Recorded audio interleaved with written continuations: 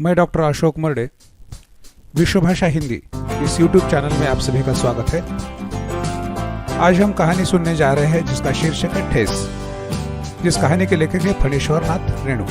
फणीश्वर नाथ रेणु की कहानी ठेस एक समर्पित कलाकार कारीगर की कहानी है।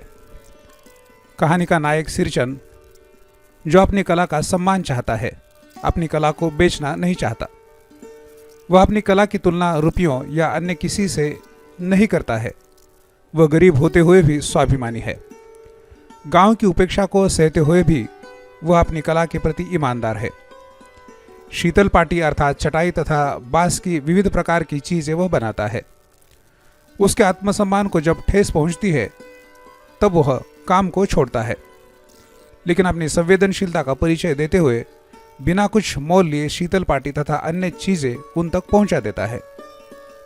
इससे उनकी संवेदनशीलता और आत्मसम्मान का परिचय हो जाता है। आइए अब सुनते हैं फणीश्वर नाथ रेणु की कहानी ठेस। खेतीबाड़ी के समय गांव के किसान सिरचन की गिनती नहीं करते। लोग उसको बेकार ही नहीं बेगार समझते हैं।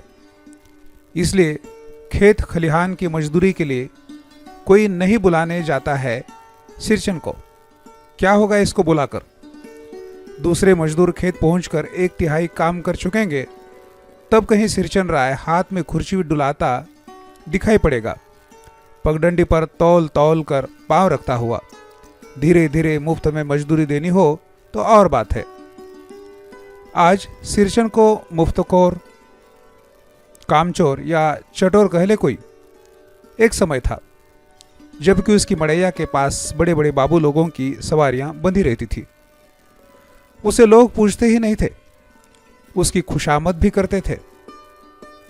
अरे सिरचन भाई, अब तो तुम्हारे हाथ में यह कारीगरी रह गई है सारे इलाके में। एक दिन भी समय निकाल कर चलो। कल बड़े भैया की चिट्ठी आई है शहर से, सिरचन से एक जोड़ा चिक बनवा कर भेज दो। मुझे याद है, मेरी माँ जब कभी सिरचन को बुलाने के लिए कहती, मैं पहले ही पूछ लेता भोग क्या क्या लगेगा। माँ हंसकर कहती, जा जा बेटा, बेचारा मेरे काम में पूजा भोग की बात नहीं उठाता कभी। ब्राह्मण टोली के पंचानंद चौधरी के छोटे लड़के को एक बार मेरे सामने ही बेपानी कर दिया था सिरचन ने।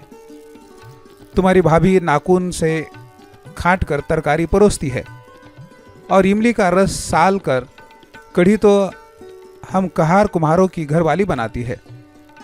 तुम्हारी भाभी ने कहाँ से बनाई, इसलिए सिरचन को बुलाने से पहले मैं माँ को पूछ लेता। सिरचन को देखते ही माँ हुलस कर कहती, आओ सिरचन, आज नैनू मत रही थी तो तुम्हारी याद आई। घी की डाली के साथ चूड़ा तुमको बहुत पसंद है ना, और बड़ी बेटी ने ससुराल से संवाद भेजा है। उसकी ननद रूठी है मोती के शीतल पाटी के लिए। सिरचन अपनी पनियाई जीभ को संभाल कर हंसता, घी की सुगंध सूंघ कर आ रहा हूं काकी, नहीं तो इस शादी ब्याह में के मौसम में दम मारने की भी छुट्टी कहाँ मिलती है। सिरचन जाति का कारीगर है।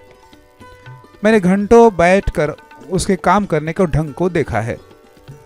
एक एक मोती और पटेर को हाथ में लेकर बड़े जतन से उसकी कुच्ची बनाता, फिर कुच्चियों को रंगने से लेकर सुतली सुलझाने में पूरा दिन समाप्त। काम करते समय उसकी तन्मयता में जरा भी बाधा पड़ी कि गेहूं सांप की तरह फुफकार उठता, फिर किसी दूसरे से करवा लीजिए काम। सिरचन मोहजोर है, कामचोर नहीं। बिना मजदूरी के पेट भर भात पर काम करने वाला कारीगर। दूध में कोई मिठाई न मिले तो कोई बात नहीं, किंतु बात में जरा भी झाल वह नहीं बर्दाश्त कर सकता। सिरचन को लोग चटोर भी समझते हैं। तली बघारी हुई तरकारी, दही की कढ़ी, मलाई वाला दूध, इन सब का प्रबंध पहले से कर लो। तब सिरचन को बुलाओ, दुम हिलाता हुआ हाजिर हो जाएगा। खाने पीने में चिकनाई की कमी हुई कि काम की सारी चिकनाई खत्म। काम अधूरा रखकर उठ खड़ा होगा। आज तो अब अधक पाली दर्द से माथा टनटना रहा है। थोड़ा सा रह गया है, किसी दिन आकर पूरा कर दूंगा। किसी दिन माने कभी नहीं।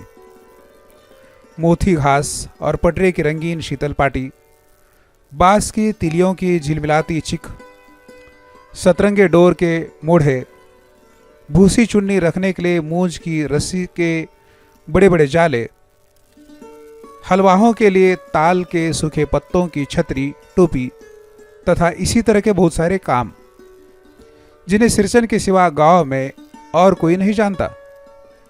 यह दूसरी बात है कि अब गांव में ऐसे कामों को बेकाम का काम समझते हैं लोग। बेकाम का काम जिसकी मजदूरी में अनाज या पैसा देने की कोई जरूरत नहीं। पेट भर खिला दो, काम पूरा होने पर एकाध पुराना धुराना कपड़ा देकर विदा करो। वह कुछ भी नहीं बोलेगा, कुछ भी नहीं बोलेगा, ऐसी बात नहीं। सिरचन को बुलाने वाले जानते हैं, सिरचन बात करने में भी कारीगर है। महाजन टोले के भज्जू महाराज की बेटी सिरचन की बात सुनकर तिलमिला उठी थी। ठहरो, मैं मां से जाकर कहती हूं। इतनी बड़ी बात ही है बिटिया। बड़े लोगों की बस बात ही बड़ी होती है। नहीं तो दो दो पटेर की पटियों का काम सिर्फ खैसारी का सत्तू खिलाकर कोई करवाएगा भला? यह तुम्हारी मां ही कर सकती है बोबनी, सिरचन ने मुस्कुराकर जवाब दिया था। उस पर मेरी सबसे छोटी बहन की विदाई होने वाली थी।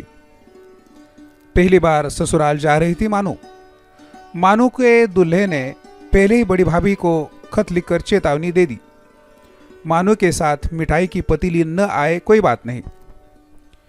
3 जोड़ी फैशनेबल चिक और पटेर की 2 शीतल पाटियों की बिना आएगी मानू तो। भाभी ने हंसकर कहा, बैरंग वापस। इसलिए 1 सप्ताह से पहले ही सिरचन को बुलाकर काम पर तैनात करवा दिया था मां ने। देख सिरचन, इस बार नई धोती दूंगी, असली मोहर छाप वाली धोती। मन लगाकर ऐसा काम करो कि देखने वाले देखकर देखते ही रह जाएं। पान जैसी पतली छुरी से बांस की तिलियों और कमनियों को चिकनाता हुआ सिरचन अपने काम में लग गया। रंगीन सुतलियों से झब्बे डालकर वह चिक बुनने बैठा। 1.5 हाथ की बिनाई देखकर ही लोग समझ गए कि इस बार एकदम नए फैशन की चीज बन रही है, जो पहले कभी नहीं बनी। मंजली भाभी से नहीं रहा गया। पर्दे के आड़ से बोली, पहले ऐसा जानती थी कि मोहर छाप वाली धोती देने से ही अच्छी चीज बनती है, तो भैया को खबर भेज देती। काम में व्यस्त सिरचन के कानों में बात पड़ गई। बोला, मोहर छाप वाली धोती के साथ रेशमी कुर्ता देने पर भी ऐसी चीज नहीं बनती बहुरिया। मानू दीदी काकी की सबसे छोटी बेटी है। मानू दीदी का दूल्हा अफसर आदमी है। मंजली भाभी का मुंह लटक गया। मेरी चाची ने फुसफुसाकर कहा, किससे बात करती है बहू? मोहर छाप वाली धोती नहीं, मूंगिया लड्डू। बेटी की विदाई के समय रोज मिठाई जो खाने को मिलेगी, देखते हैं ना। दूसरे दिन चिक की पहली पाती में 7 तारे जगमग उठे, 7 रंग के। 7 भैया तारा। सिरचन जब काम में मगन होता है तो उसकी जीभ जरा बाहर निकल आती है होठ पर। अपने काम में मगन सिरचन को खाने पीने की सुध नहीं रहती। चिक में सुतली के फंदे डालकर अपने पास पड़े सूप पर निगाह डाली। चिवड़ा और गुड़ का एक सूखा ढेला। मैंने लक्ष्य किया, सिरचन की नाक के पास 2 रेखाएं उभर आई है। मैं दौड़कर मां के पास गया। मां, आज सिरचन को कलेवा किसने दिया है? सिर्फ चिवड़ा और गुड़? मां रसोईघर में अंदर पकवान आदि बनाने में व्यस्त थी। बोली, मैं अकेली कहां कहां क्या क्या देखूं? अरे मंजली, सिरचन को बूंदिया क्यों नहीं देती? बूंदिया मैं नहीं खाता काकी। सिरचन के मुंह में चिवड़ा भरा हुआ था। गुड़ का ढेला सूप के किनारे पर पड़ा रहा अछूता। मां की बोली सुनते ही मंजली काकी की भौहें तन गई। मुट्ठी भर बूंदिया सूप में फेंक कर चली गई। सिरचन ने पानी पीकर कहा, मंजली बहुरानी, आपके मैके से आई हुई मिठाई भी इसी तरह हाथ खोलकर बांटते हैं क्या? बस मंजली भाभी अपने कमरे में बैठकर रोने लगी।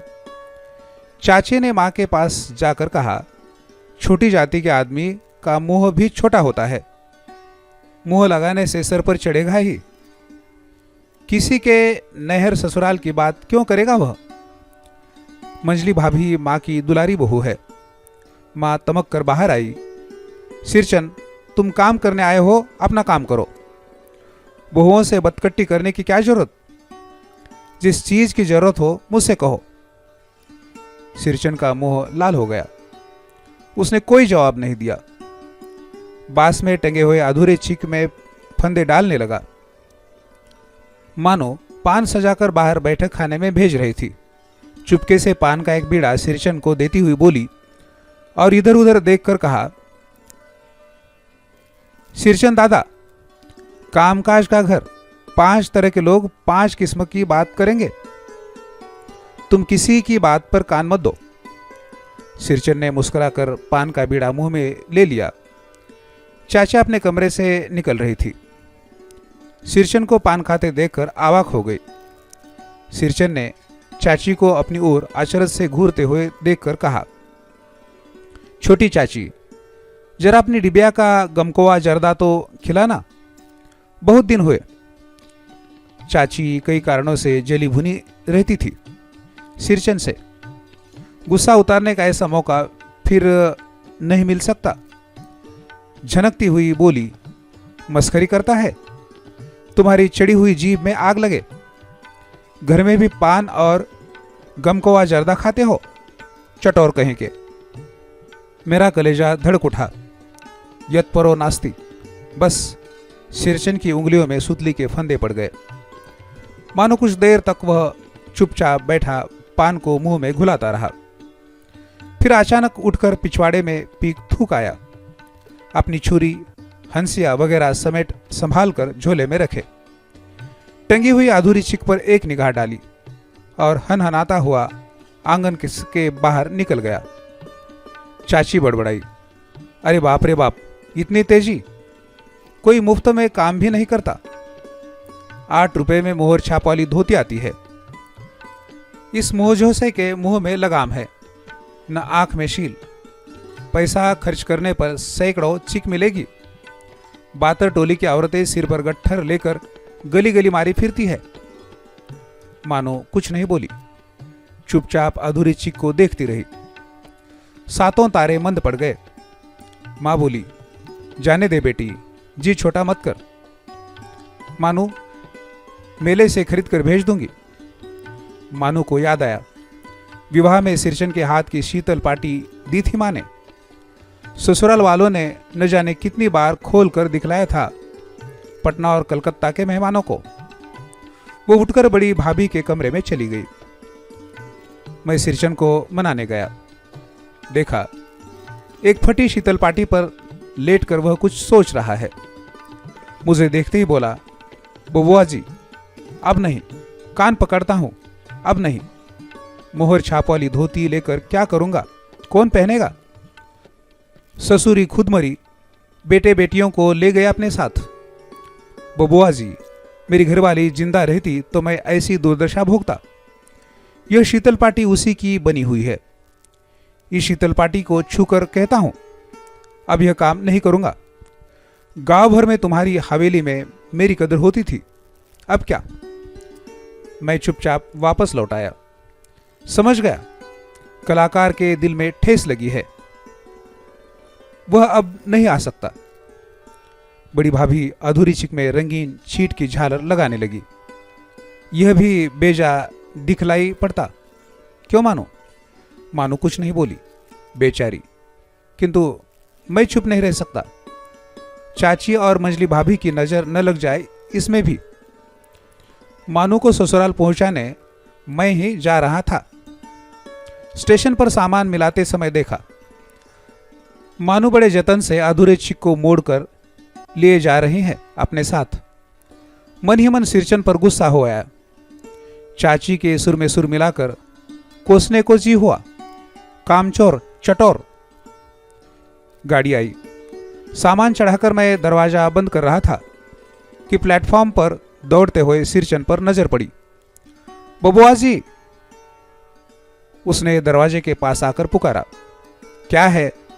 मैंने खिड़की से गर्दन निकालकर झिड़की के स्वर में कहा। सिरचन ने पीठ पर लादे हुए बोझ को उतारकर मेरी ओर देखा। दौड़ता आया हूं, दरवाजा खोलिए। मानो दीदी कहाँ है? एक बार देखो। मैंने दरवाजा खोल दिया। सिरचन दादा, मानो इतना ही बोल सकी। खिड़की के पास खड़े होकर सिरचन ने हकलाते हुए कहा, यह मेरी ओर से है। सब चीज है दीदी, शीतल पाटी, चिक और एक जोड़ी आसनी कुश की। गाड़ी चल पड़ी। मानो मोहर छाप वाली धोती का दाम निकाल कर देने लगी। सिरचन ने जीभ को दांत से काटकर दोनों हाथ जोड़ दिए, मानो फूट फूट कर रो रही थी। मैं बंडल को खोलकर देखने लगा। ऐसी कारीगरी, ऐसी बारीकी, रंगीन सुतलियों के फंदों का ऐसा काम पहली बार देख रहा था।